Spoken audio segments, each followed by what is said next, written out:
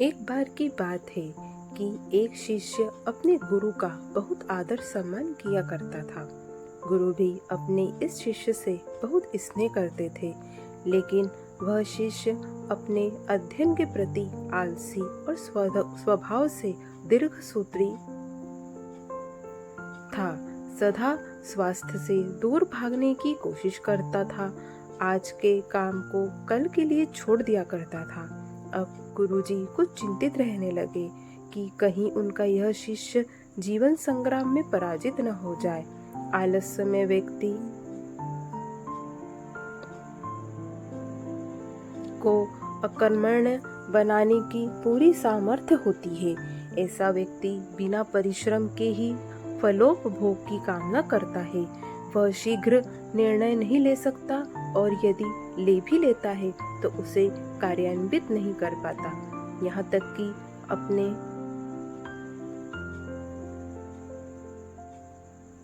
पर्यावरण के प्रति भी सजग नहीं रहता है और न भाग्य द्वारा प्रदत्त अवसरों का लाभ उठाने की कला में ही प्रवीण हो पाता है। उन्होंने मन ही मन अपने शिष्य के कल्याण के लिए एक योजना बना ली। एक दिन एक काले पत्थर का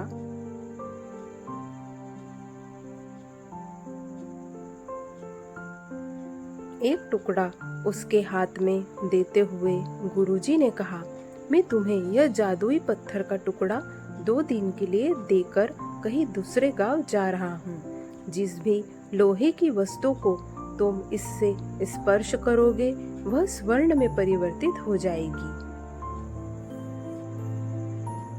पर याद रहे कि दूसरे दिन सूर्यास्त के पश्चात मैं इसे तुमसे वापस ले लूंगा। शिष्य इस सुअवसर को पाकर बड़ा प्रसन्न हुआ, लेकिन आलसी होने के कारण उसने अपना पहला दिन यह कल्पना करते करते बिता दिया कि जब उसके पास बहुत सारा स्वर्ण होगा तब वह कितना प्रसन्न, सुखी, समृद्ध और संतुष्ट रहेगा। इतने नौकर चाकर होंगे कि उसे पानी पीने के लिए भी नहीं उठना पड़ेगा।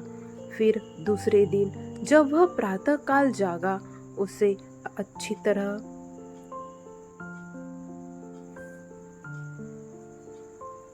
से स्मरण था कि आज स्वर्ण पाने का दूसरा और अंतिम दिन है।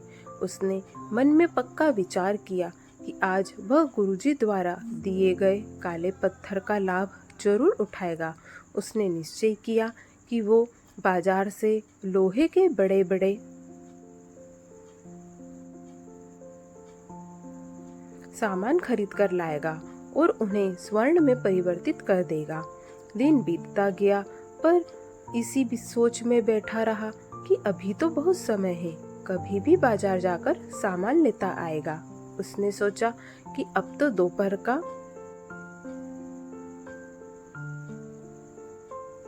भोजन करने के पश्चात ही सामान लेने निकलूंगा।